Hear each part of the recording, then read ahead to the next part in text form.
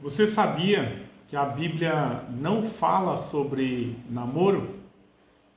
Se nós lermos a Bíblia ou formos analisar a palavra de Deus, nós vamos saber que a Bíblia ela não fala sobre namoro.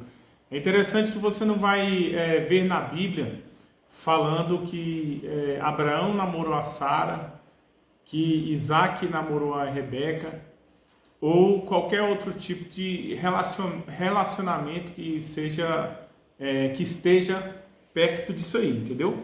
A verdade é que o conceito secular de namoro surgiu há pouco tempo, né? E olhando a palavra de Deus, nós vemos que todas as vezes em que a Bíblia, em algumas versões, ela fala sobre namoro, ela vai falar na verdade de forma pejorativa.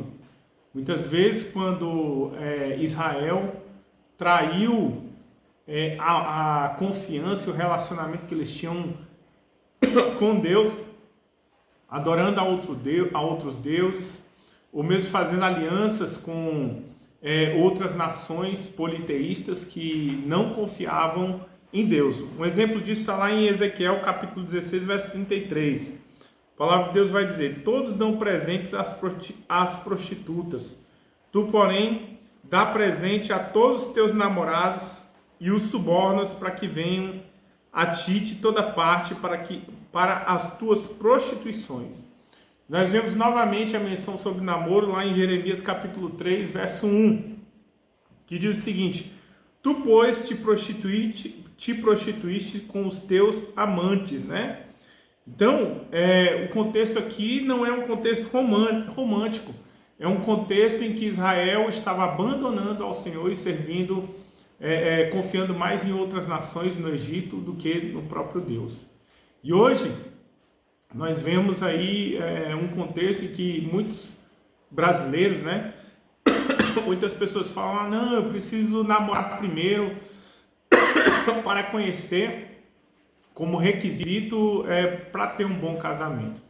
E se isso fosse de fato verdade, nós vemos que o Brasil deveria ter hoje famílias estruturadas. Nunca vimos um índice de divórcio tão grande na sociedade como nós temos visto nos dias atuais. São pessoas que muitas vezes namoraram 2 anos, 5 anos, 10 anos, e quando casaram, descobriram que não tinham mais nada para conhecer e se separaram em poucos meses. E nós vemos dessa forma que namoro não é pré-requisito para se ter um bom casamento. A lei fala que, além do respeito, 2 pessoas, quando têm um propósito de se unir, elas têm que ter o propósito notório de constituir família, né? E nós vemos que, por exemplo, um casamento ele não é feito só entre 2 pessoas.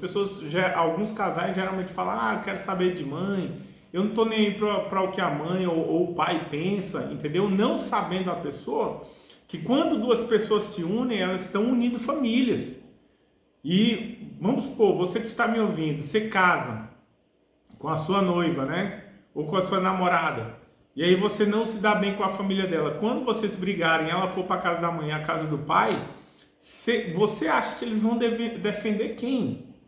Se você não tiver um bom relacionamento, você vai ser sempre o ruim da história, entendeu? Então é importantíssimo sim desenvolver também relacionamento com a família do cônjuge, né? Ou daquela pessoa que você tem um propósito de constituir família, né? E assim, você pode estar falando: ah, mas naquela época o contexto era diferente, né? Até hoje o contexto oriental é diferente. De fato é. Muitas vezes o noivo só conhece a noiva no dia do casamento, né? Mas são casamentos duradouros, são casamentos que dão mais certo e tem menos divórcio do que no Ocidente. Por quê? Porque, por exemplo, para que 2 pessoas se unam, a palavra de Deus ela estabelece princípios. Primeiro, tem que se submeter a uma autoridade. Assim, não importa se você é da macumba, é espírita, católico ou de que religião for, tem que ter uma autoridade. Se casar no terreiro de macumba por um pai de santo, é reconhecido diante de Deus, porque foi submetido a uma autoridade, né? Segundo, é bom que não haja julgo desigual. Um macumbeiro é bom que ele case com outra macumbeira. Um católico é bom que ele case com outro católico.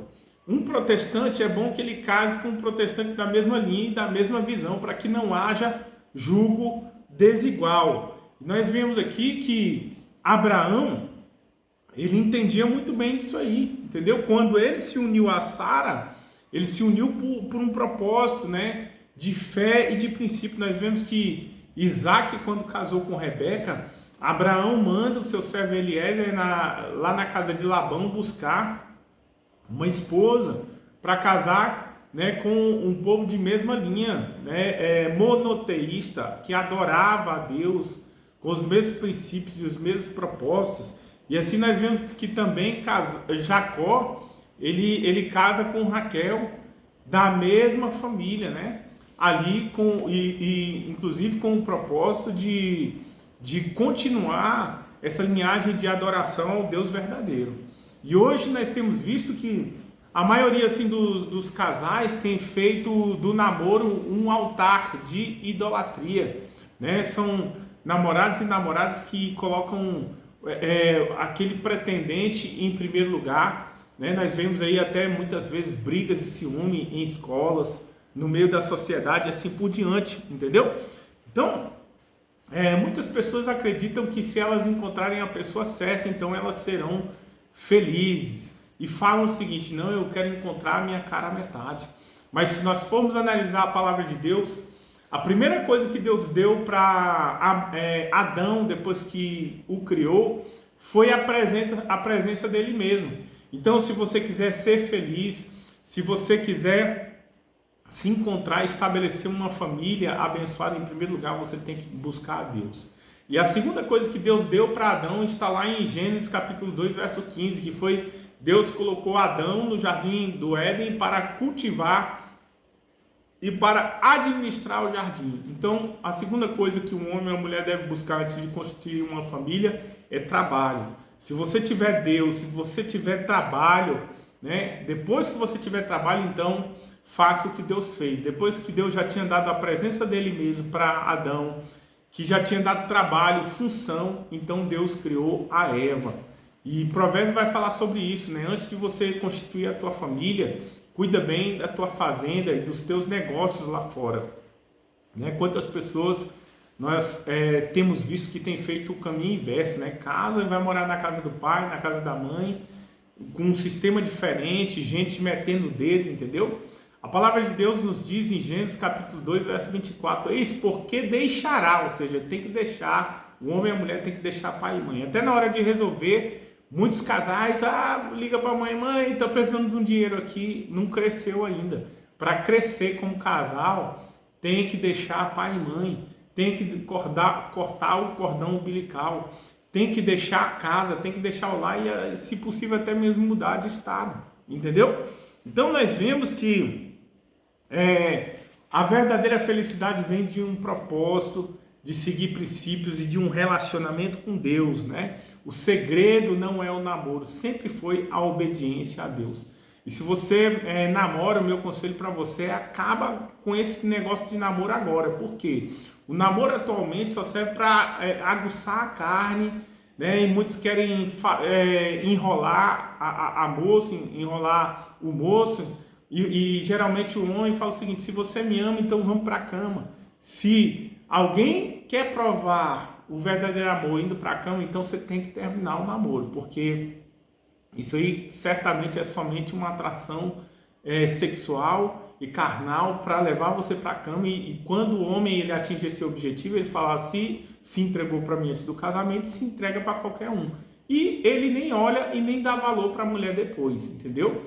Então, namoro não é sinal de uma família constituída segundo o coração de Deus, entendeu? Então, o que realmente constrói uma família edificada? Primeiro, temor do Senhor, fidelidade, lealdade. Observe como ele trata a mãe, como ela trata a cama dela, a casa dela.